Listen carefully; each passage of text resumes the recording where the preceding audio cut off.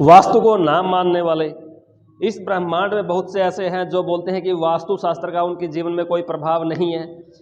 बहुत से ऐसे शख्स हैं जो इन चीज़ों को मिथ्या साबित करने में लगे हैं, लेकिन वह यह अनुमान नहीं लगाते कि वास्तु है क्या, वास्तु कैसे बना है। उस चीज़ को समझने के लिए सबसे पहले 5 तत्वों को समझना होगा, और यह तत्व किस दिशा के अंदर है वह समझना होगा।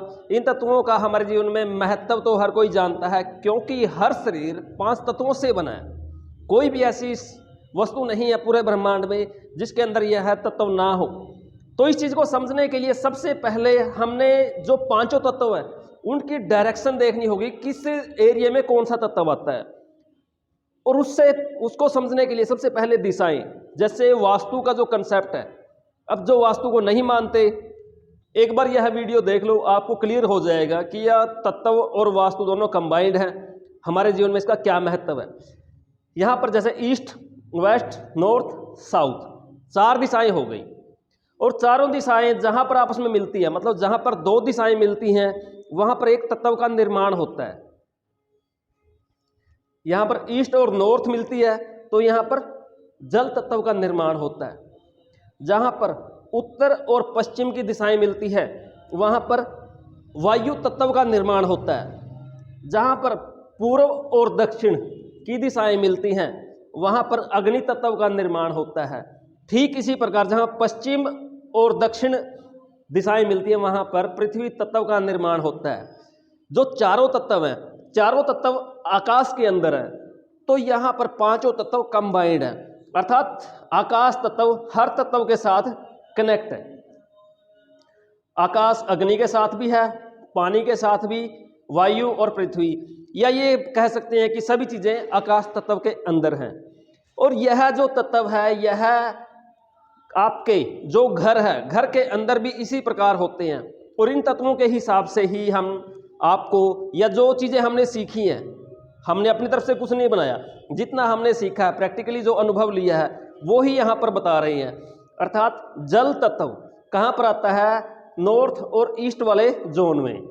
तो यह जो कोण होता है, यह होता है जल कोण, इसको बोलते हैं ईशान कोण। ईशान कोण में जल इसी वजह से होता है क्योंकि इस तत्व का वास यहाँ पर है। अब जो यहाँ पर अग्नि आती है, ईस्ट और साउथ के मिलने से फायर, अर्थात जो वास्तु के अंदर अग्नि का कोण दिया गया है वह इसी आधार पर दिया गया है कि यह अग्नि का एरिया है, फायर का एरिया है। तो यह तत्व अग्नि से संबंधित दिया गया, इसी वजह से इस कोण को अग्नि कोण कहा गया है और इसमें अग्नि का स्थान दिया गया है। अब अगले तत्व पर चलते हैं जो है अर्थ तत्व, यानी कि पृथ्वी। पृथ्वी हमेशा भारी होती है और यह साउथ और वेस्ट दोनों दिशाओं के मिलने से बना है। तो इसलिए इस हिस्से पर वजन डाला जाता है, क्योंकि वजन हमेशा पृथ्वी ही उठ सकती है, अन्य चीज़ों के ऊपर आप वजन नहीं डाल सकते। आप हवा में वजन नहीं डाल सकते, पानी पे नहीं डाल सकते, अग्नि पे, इन जो तत्व हैं इनके ऊपर वजन नहीं डाल सकते। वजन सिर्फ एक ही चीज़ पे आता है, पृथ्वी तत्व पर। तो यह जो एरिया है यहाँ पर भारी कंस्ट्रक्शन इसलिए किया जाता है क्योंकि यह पृथ्वी का एरिया है।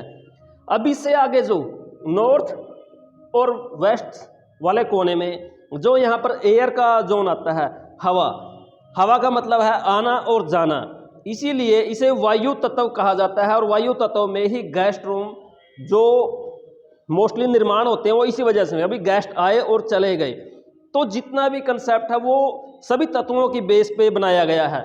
और जो सेंटर में इसका आसमान का जो तत्व आता है, जो यह आकाशीय तत्व आता है, इसको हमेशा खुला, यानी कि ब्रह्म स्थान, जो ब्रह्म स्थान होता है उसको जितना हम खुला रखेंगे उतना ही वो हमारे लिए पॉजिटिव होगा। तो जितने भी तत्व हैं वो सभी दिशाओं के साथ कनेक्टेड हैं, अर्थात जो 5 तत्व हैं वह इस ब्रह्मांड के अंदर हैं।